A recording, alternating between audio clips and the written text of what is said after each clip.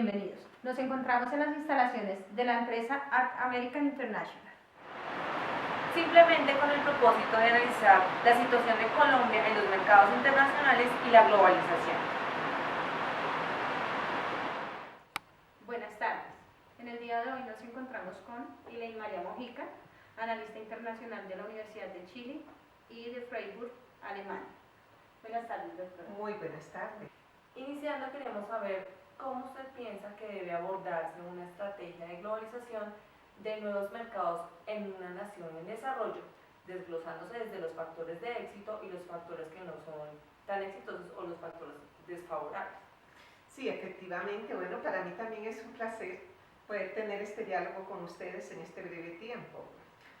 Cuando nosotros analizamos todos los estamentos de la globalización del siglo XX, pues los analistas éramos bastante pesimistas con relación a la conformación de que efectivamente se podía desarrollar una aldea global. Eso de la aldea global, desde grandes analistas como Dodge, como Friedman, grandes analistas también de la Universidad de Oxford, como Bort, realmente tenían una actitud y un planteamiento de que era casi imposible establecer una unificación global de toda la parte continental y extracontinental. Habían algunas teorías económicas que dejaban muy al margen esta propuesta precisamente por la diferencia que hay entre los países de mayor grado de desarrollo relativo, que son los países industrializados, que son las grandes potencias mundiales, y los países de menor grado y mediano grado de desarrollo relativo, que ya están enmarcados en algunos establecimientos asiáticos, latinoamericanos y de África. Esta brecha que surge en el siglo XX como consecuencia de la avasallante dinámica de la economía y del mercado mundial dejó muy en claro que se requería un tiempo mucho más largo, mucho más espacioso, para que los países en mayor desventaja comparativa pudieran establecer realmente un mercado unificado, bien en bloques comerciales, bien en tratados de libre comercio, bien en todo el área del contexto de los bloques unificados. De allí que al ingresar a este siglo XXI, que es donde realmente quiero dinamizar esta primera pregunta, debemos tener muy claro que esa brecha se ha venido aminorando. No es una brecha que ha roto completamente con el estamento económico mundial, y en eso debemos tener en cuenta que los países de menor grado de desarrollo relativo y mediano grado sí han hecho realmente esfuerzos muy grandes en cuanto a los aspectos y estrategias de lo que ustedes hablan allí, que es la internacionalización de empresas, la internacionalización de la economía, la internacionalización de los mercados, pero también la dinámica que debe impulsarse sobre los capitales transnacionales, multinacionales y transatlánticos. Entonces consideramos que los gobiernos de nuestros países día a día van avanzando de una manera contundente en lograr ponerse a la par de los grandes bloques económicos mundiales y dinamizar un eje global que es muy importante para todo lo que es el factor empresarial y el factor de desarrollo empresarial nacional e internacional. Muchas gracias, doctora, por su respuesta. Yo también quisiera que nos contara, en términos de estrategia de política comercial, ¿qué medidas usted cree que, diferentes al proteccionismo, deben hacer parte de un buen desarrollo del libre comercio entre las naciones en desarrollo y las que ya se encuentran desarrolladas? Sí, hay desventajas y hay ventajas. Y las ventajas están muy grandes. Los países industrializados ganaron más en competitividad, en productividad, y también ejercen un factor proteccionista muy grande, aunque aparentemente se estén abriendo cada día en su estructura comercial. Mientras que los países que estamos hablando, como los nuestros, América Latina, ejercieron una mayor apertura del mercado no tuvieron un alto proteccionismo de sus economías. Entonces, allí vamos a establecer un factor de ventajas y de desventajas. Primero, en ventajas. En ventajas ganan los países industrializados. ¿Por qué? Porque desde sus grandes organizaciones, Fondo Monetario Internacional, Organización Mundial del Comercio, ¿no?, establecen unos parámetros que nosotros tuvimos que correr a ritmo avanzado en cuanto a la internacionalización de nuestras economías, saneamiento de nuestras economías y poder entablar una propuesta de mercado que ellos realmente fue una propuesta muy contundente. ¿Sí? Segundo, los países industrializados ganan porque dentro de la era global tomaron toda la capacidad, ¿no?, de captar el sector consumidor de los países de menor grado de desarrollo relativo, que es la mayoría, ¿no? ¿Cuántos consumidores tiene América Latina que ganaron los mercados globales?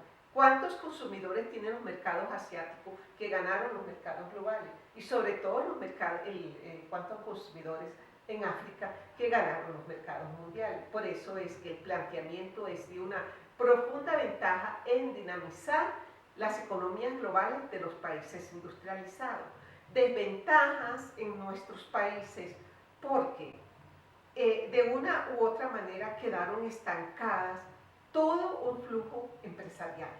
Las empresas tuvieron que ejercer unas estrategias de no desaparecer en el mercado, pero también unos costos muy altos en los recursos y en la captación de recursos también tuvieron desventajas porque no es lo mismo obtener unos recursos ya las naciones como tales industrializadas que obtener nosotros los recursos donde no teníamos para dinamizar una economía. Entonces vimos golpeado, ¿no?, el comercio, vimos golpeado las empresas, vimos afectada la dinámica también de los flujos salariales, el Producto Interno Bruto también, el déficit fiscal, el Producto Nacional Bruto, todo eso se vio afectado dentro de los indicadores económicos, incluyendo también la reducción de superávit que estaban establecidos a nivel fiscal en cada uno de nuestros países.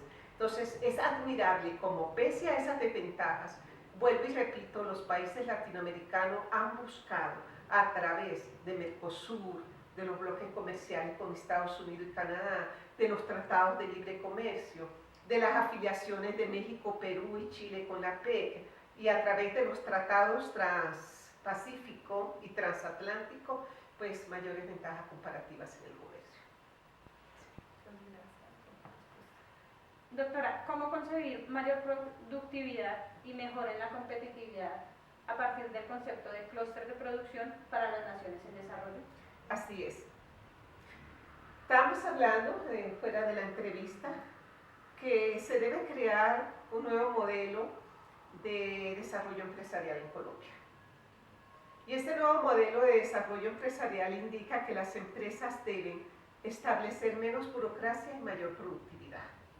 Eso no va y atenta contra pues, los indicadores de empleo o desempleo, no.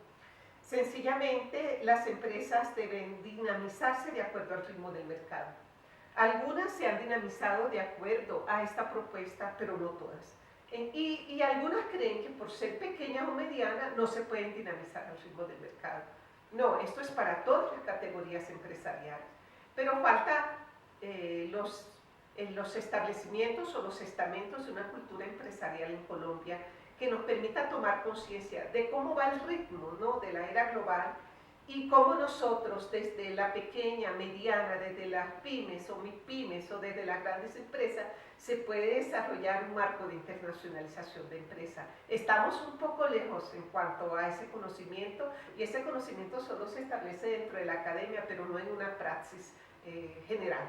Entonces, allí hay una profunda fisura que debe dirigirse hacia el nicho de mercados, y el nicho de mercado está en el planteamiento de la internacionalización y desarrollo empresarial.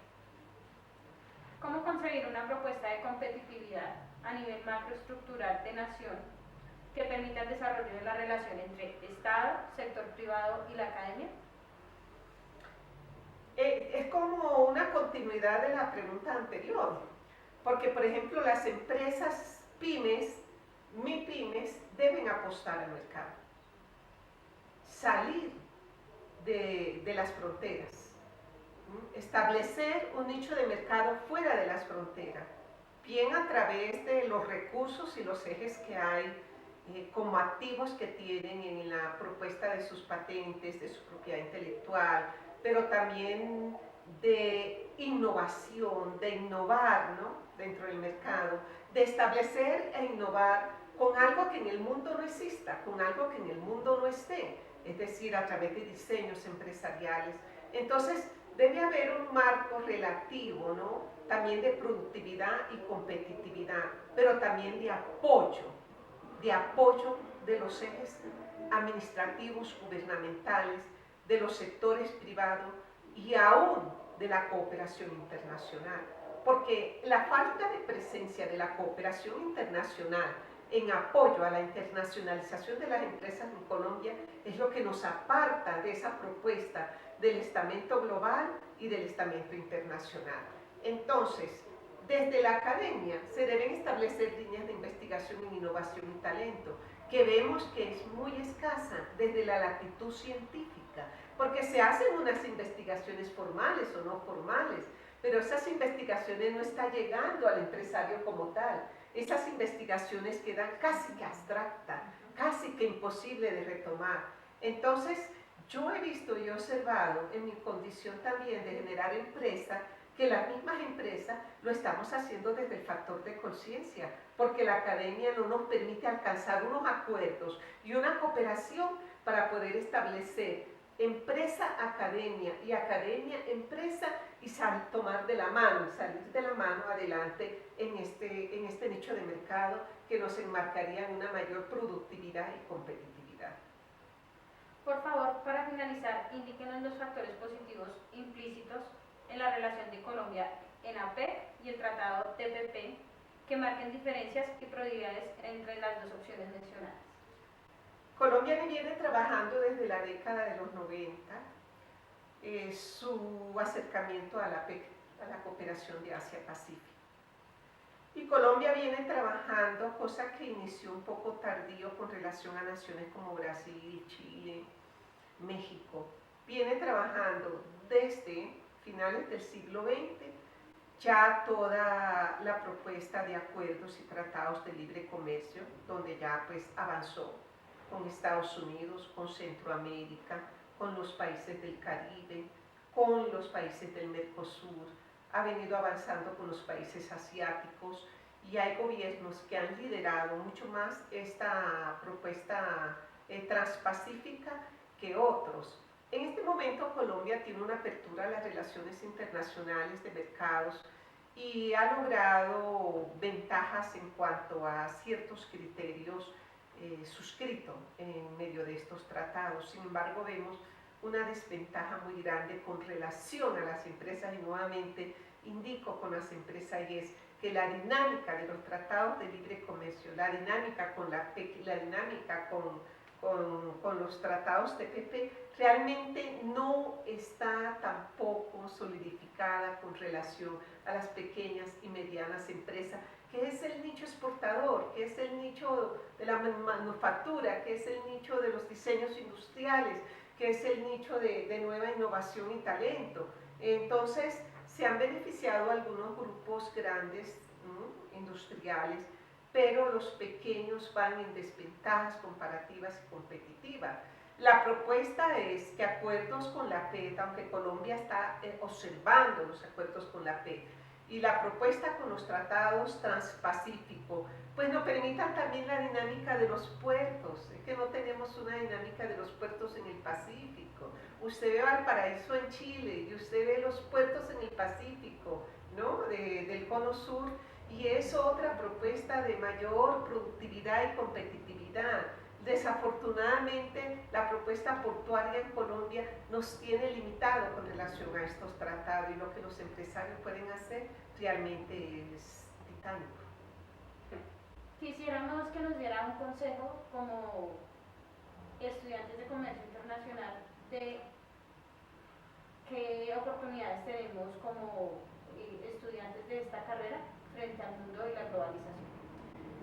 Estamos en un momento crucial porque los empresarios colombianos lo están gestando, pero desde el sector de la empresa privada.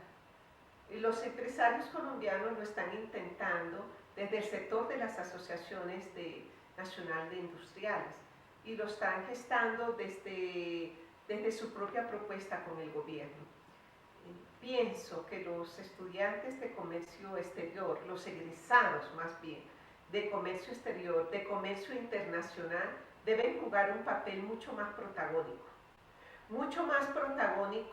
en la presencia activa de una solución interglobal y de una mayor presencia de la internacionalización de las empresas en Colombia. Debe ser mucho más activo, mucho más proactivo el papel de los egresados de comercio exterior en Colombia. Agradecemos su valioso tiempo por habernos acompañado en esta entrevista y esperamos tenerla de nuevo en una próxima. Claro que sí, con mucho gusto. Muchas gracias. Muchas gracias.